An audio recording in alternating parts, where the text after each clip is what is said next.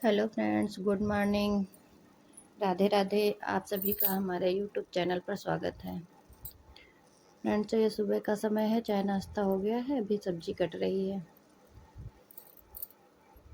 आज दिन है संडे और तारीख है 27 जुलाई। तो यहाँ ये कुंदरू की सब्जी हम काट रहे थे। बिटिया हमारी गुस्सा कर रही थी, कह रही थी गोदी ले लो, लेकिन हम धीरे धीरे इनके साथ में काम में लगे रहते हैं कि बच्चे हैं ना, उनका मन नहीं करता है कि मम्मी कोई काम करें, बस हमारे साथ खेलें, हमको गोदी ले लें, यही सब।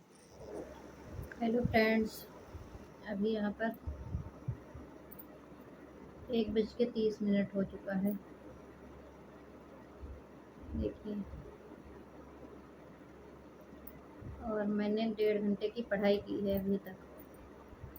आधा दिन निकल चुका है और पढ़ाई 1.5 घंटे की हुई है, क्योंकि आज बहुत सारे लोग आ गए थे। मतलब इतने समय गुड़िया आने वाली हैं तो गुड़ी लेके बड़े पापा हैं आए थे मेरे, और उनकी सासू मम्मी के यहाँ से उनके भतीज आए थे। उनके भाई के लड़के, भाई तो है नहीं, मामा मतलब नहीं है।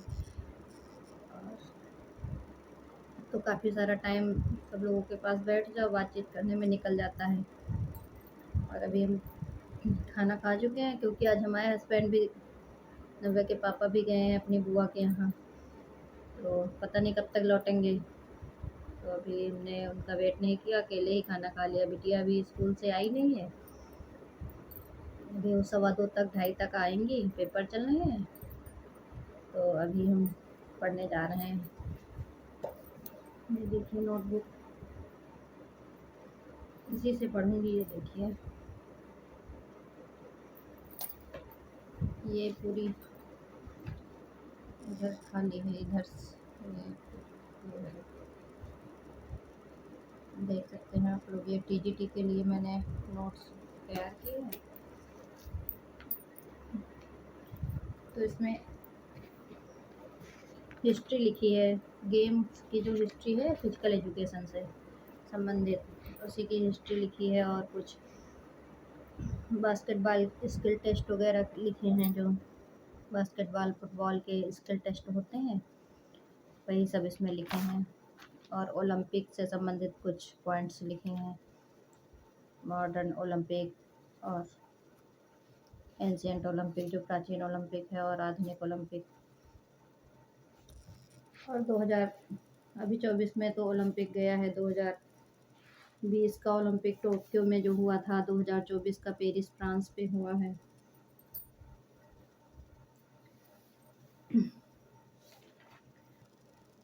और आप लोग भी पढ़ाई करते रहिए फ्रेंड्स।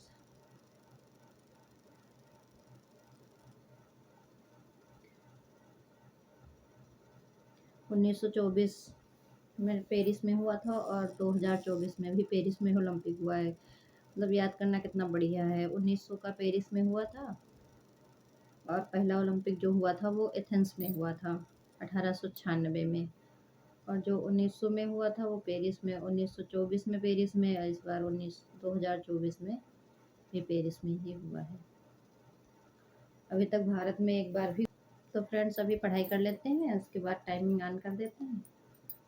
आप लोगों से फिर मिलते हैं। बिटिया सो चुकी हैं, देखते हैं। थोड़ी देर सो गई थी, जब खाना खा रहे थे तभी सो चुकी थी, तब आए थे उनके सामने खाना बन गया था।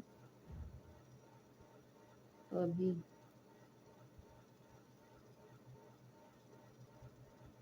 ये देखिए टाइमिंग, आज हमने इस वाले फ़ोन में चला के रखी है, क्योंकि उसमें फिर टाइमिंग दिखा नहीं पाते हैं आप लोगों को। अगर उसी से वीडियो बनाओ तो फिर उसी से कैसे टाइमिंग दिखा पाएंगे, इसीलिए हमने कहा आज इस वाले में चला लेते हैं टाइमिंग, क्योंकि ये वैसे ही रखा रहता है, तो इसमें हमने आज टाइमिंग चला ली है।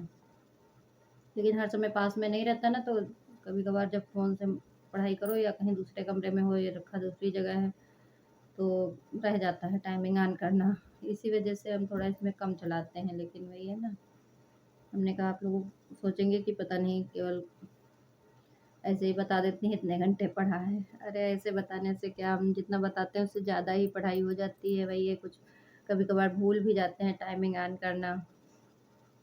तो ज़रूरी नहीं है, टाइमिंग से मतलब नहीं है, हमारा टॉपिक तैयार होना चाहिए और टाइमिंग लगाते इसलिए हैं कि बच्चों के साथ में लगता है ना कि हमने इतना पढ़ा है, इतना पूरा दिन पढ़े। लेकिन वो हकीकत में पूरा दिन होता नहीं है। जैसे 4 घंटे की हमने पढ़ाई की, इसमें अगर हमको तो लगेगा 4 घंटे हम पढ़े हैं, लेकिन अगर हकीकत में टाइमिंग ऑन करके पढ़ो, फिर कहीं पानी पीने के लिए उठे, कहीं बिटिया रोने लगी या कहीं कोई आ गया या कुछ करने चले गए, तो बंद करके तो फिर पता चलता है उसमें हमने 4 घंटे की जगह ढाई घंटे, 3 घंटे की पढ़ाई की है।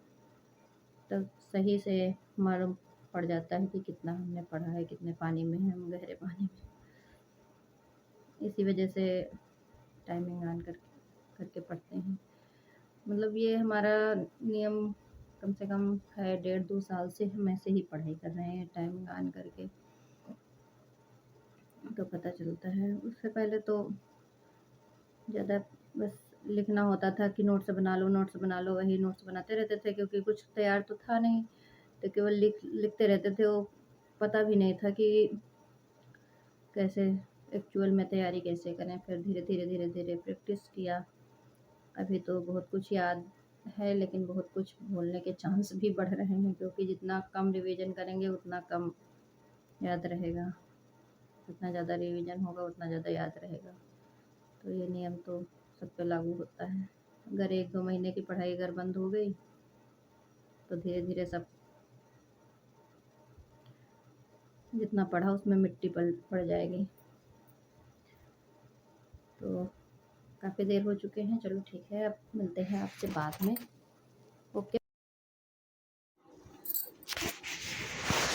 तो फ्रेंड्स ये देखिए, ये हमारे देवर हैं जो मामा के लड़के, और ये उनका बेटा है छोटा सा जो टमाटर खा रहा है।